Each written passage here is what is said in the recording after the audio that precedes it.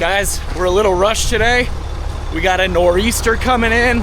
It's supposed to hit for like the next 3 or so days. So we're trying to get this done today as quick as possible. As you can see, winds are blowing, leaves are falling, sky is gray. So it's gonna be a little rushed.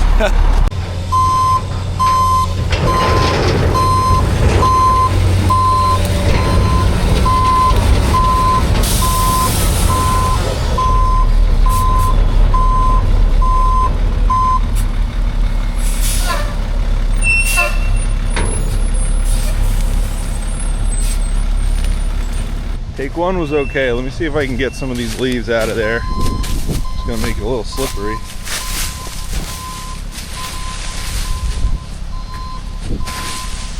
All right, take two.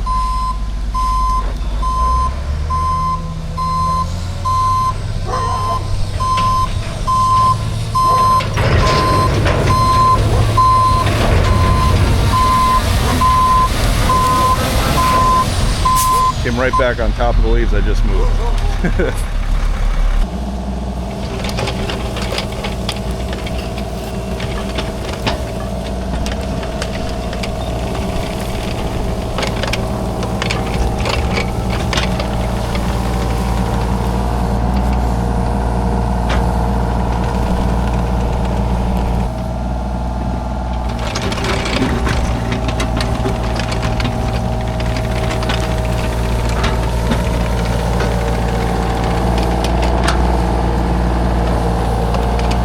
All right, hopefully that'll be enough to give me a little extra traction to get up this last section of the hill. Because honestly, I'm making it up the steep part.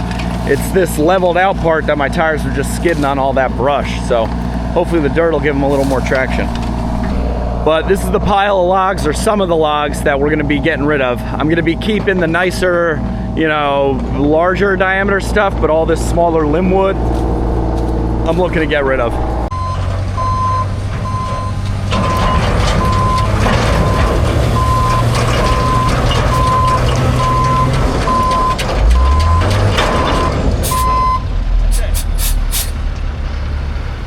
You want to hook a chain to it and try to drag it with the excavator? Huh? You want to hook a chain to it and try to drag it with the excavator?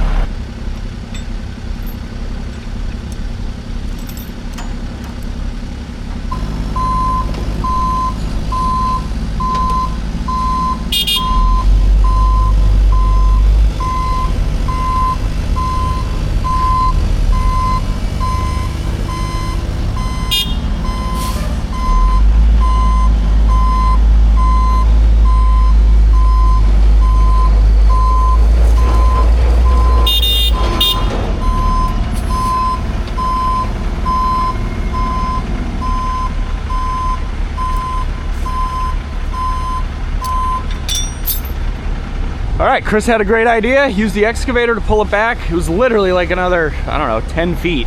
So I think that should make the loading process a lot faster.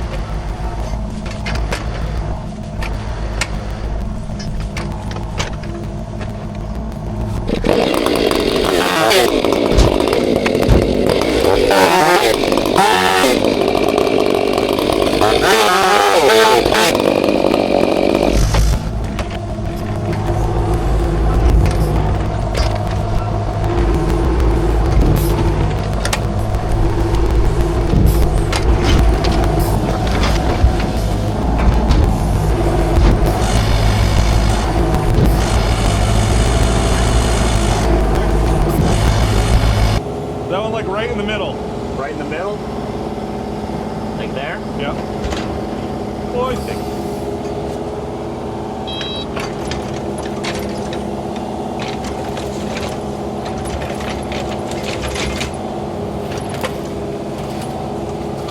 Put it on the edge towards the back. Towards the back? Yeah. Yeah. Oh. Yeah, like see guys, some of these are just real squirrely, like, you know, that's a piece does like a full half moon. So they're small diameter, they don't amount to a lot of wood when you really get to splitting it, but it's good wood nonetheless. So I don't want to just, you know, send it through a big chipper. We have it all here. I know people that can use it. So I got 2 loads. 1 load going to Chris's buddy, who expressed he wanted some, and then 1 go to my buddy with the boiler. Like, what is that? Look at it. That is just... I'll cut it. You cut it?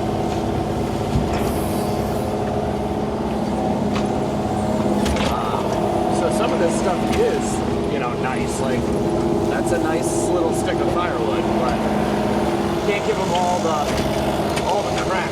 So we'll give them some nice pieces, we'll give them some good pieces, or we'll give them some bad pieces, we'll give them some nice pieces, and everything in between. But basically, all of this wood is the stuff that couldn't fit through the forced chipper, or, you know, we didn't want to take the time to put it through my buddy's 12-inch bandit chipper when he was here, Trevor. So...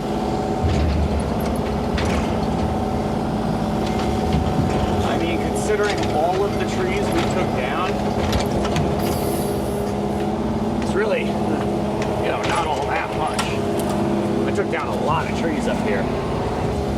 It's nice having Chris be my eyes, because it's kind of hard to see, you know, to maximize how much we're actually putting in this thing.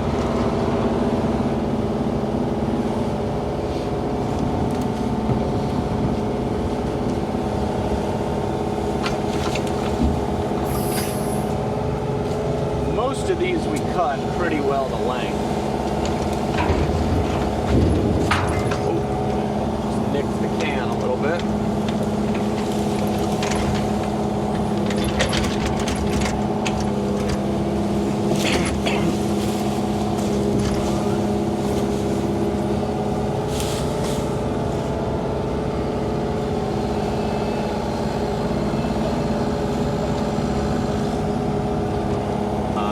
Be able to get rid of a good bit of this pile. I think pretty much everything that I wanted to get rid of, we should be able to get rid of. And then, you know, there are some pieces that I want to keep. But like, see, that's a really nice stick of firewood.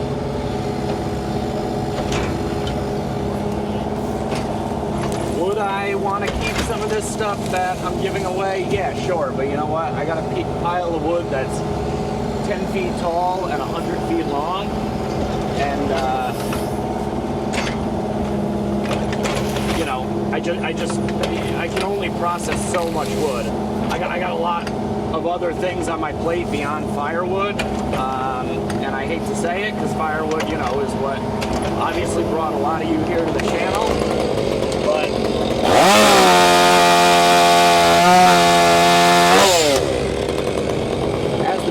evolves and my clientele evolves and they want me to do different things for them.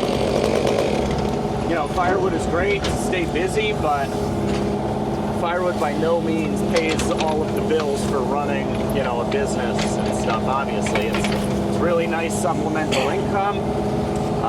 You could certainly make a business just doing firewood, but you gotta be splitting all the time, and you know, obviously I do tree work full time, so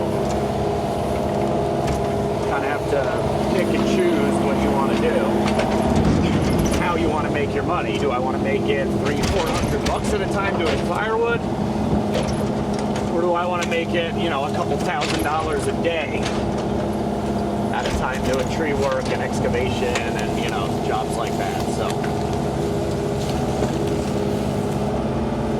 I just got a notification to pull my boat from the marina slip.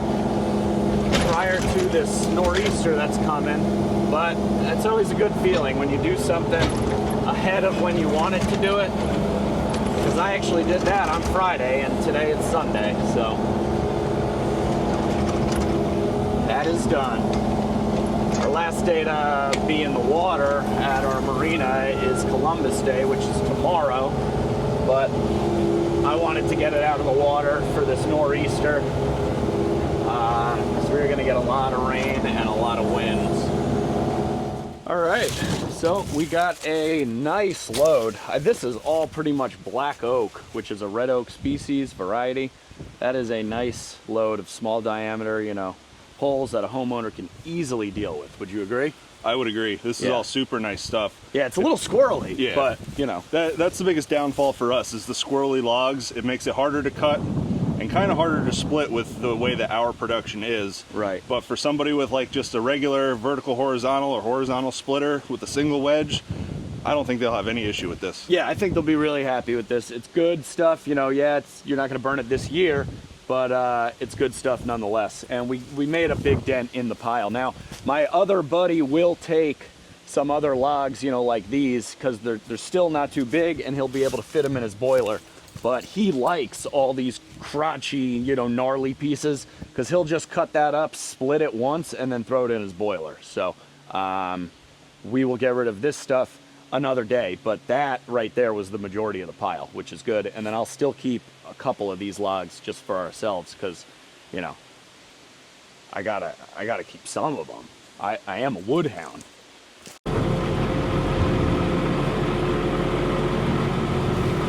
Oh yeah, no problem. Gotta love that.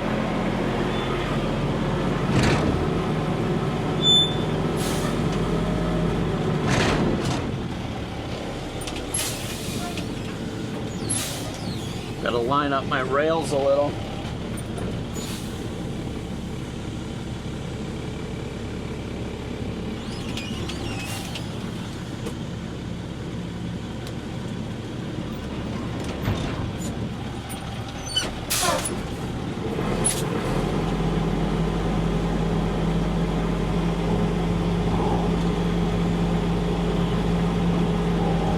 There we go.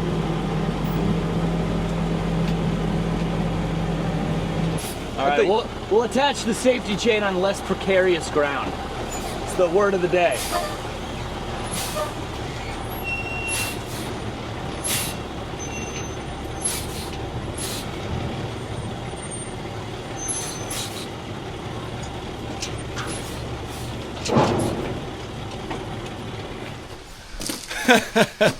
Well, guys, we did not make it very far.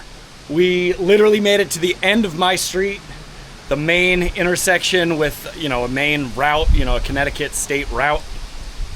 And the truck, Chris was driving, get a little more practice on the sticks. I mean, he has plenty of practice playing with sticks, but, you know. The truck just died. No power, couldn't even turn on the flashers. I ran back about, I don't know, quarter mile, half a mile, and got the jumper pack. Did not help. Called my buddy. He said, wiggle around the wires to your starter. Maybe you'll get something. First wire I touched, I heard a beep in the cab. Got it started up. So now we are back. I unloaded the dumpster can, and I'm going to try to find out this electrical gremlin. We're going to pop the hood and start with where I touched and see if that helps. All right, guys. So we just disconnected the batteries here. Cleaning up some terminals with the wire brush. This was the stud to the starter and the starter solenoid that I touched, this grouping of wires here. I don't know if you could see that, but when I just went to take the nut off, this nut, it was like loose, not to the touch, but with the ratchet, it put up no fight whatsoever. So I'm thinking that it might just be a simple fix in that it wasn't tight enough. But we're gonna go ahead, clean up all these connections, check the wires and stuff, see if there's any corrosion or anything like that, and go from there.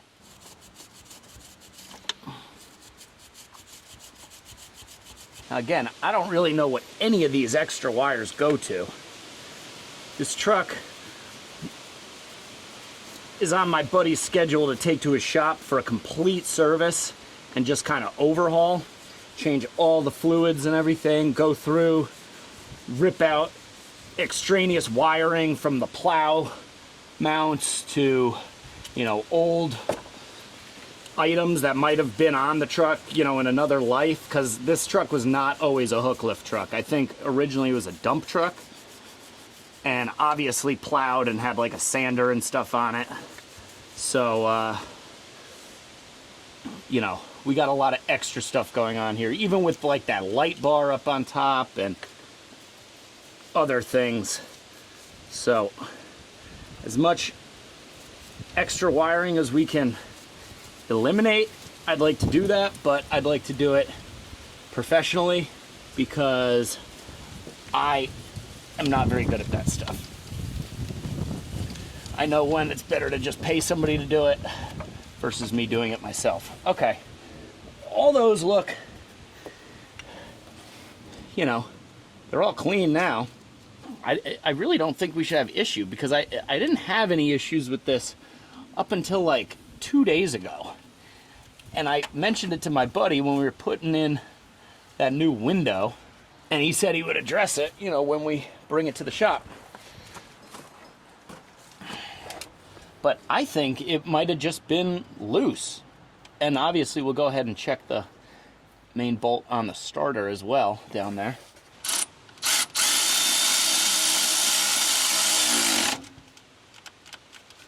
Okay. I don't know if you guys can see that other stud right down in there, but that's to the main starter. So I'm gonna hit it from the bottom, see if we can get that loosened up and cleaned up as well. Well, our exhaust clamp has been holding on nice. Well, that's good. That's a plus. Always a plus. Okay. These all do look fairly clean. Yeah, they're not bad. Like, I don't even see any oxidation or nothing. I think it was just loose. Which one? Can you do this? That one in your hand? Yeah. The bottom side? Yeah. Can you hold it up to you a little? Yeah.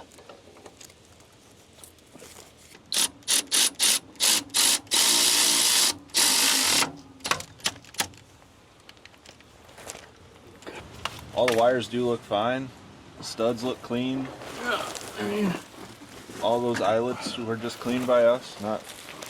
Because again, I've had zero issues with this truck starting just up until recently. So I'm thinking maybe, where's that camera? Where are you guys? There you are. So the guy who I bought this truck from was still using it fairly regularly, but I don't think he was really driving it all that far, maybe. Because he owned a landscaping company, and basically this truck was the truck that would go to pick up the dumpster can down at the beach, because he was responsible for raking and cleaning all the seaweed off the town beach, I guess. So I think from his yard to the beach was like 2 miles. So maybe he was driving it like 4 miles, maybe several times a day or something, or a couple times a week. Whereas I've been driving it like 30 miles one way and 30 miles back. So maybe just all that rattling around and, you know, using the truck a little more often caused that to happen. But regardless, I want to clean up all of these connections because, you know, again, they're not filthy, but they can stand to be cleaned up. And, you know, it's just one less thing that we got to worry about. All right, there we go. 12.69 on the first one. And we got 12.72 on the back one. So yeah, we're good. We don't need to be worried about that. All right, guys, so we went ahead, I cleaned up all of the connections on both of the batteries here. So hopefully that will do the trick between cleaning them up here and on that starter solenoid and starter itself. So I'll hand the camera to Chris and we'll give it a shot. Let's see what we got. Well, we got power, so that's good. The truck is in gear, so give me a second.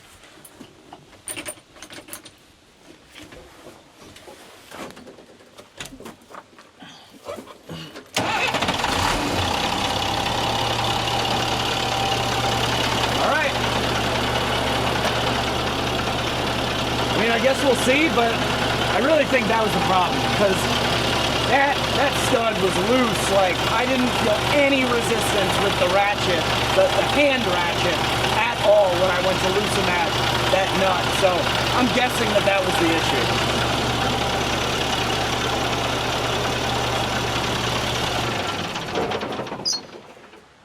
That had to be it. That had to be it. Maybe we'll try this delivery again.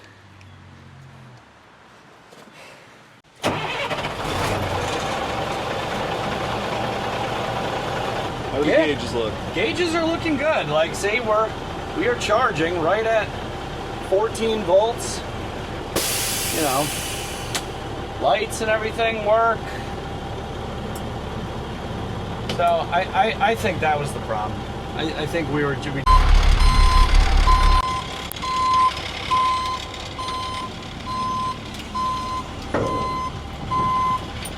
down a little. Good.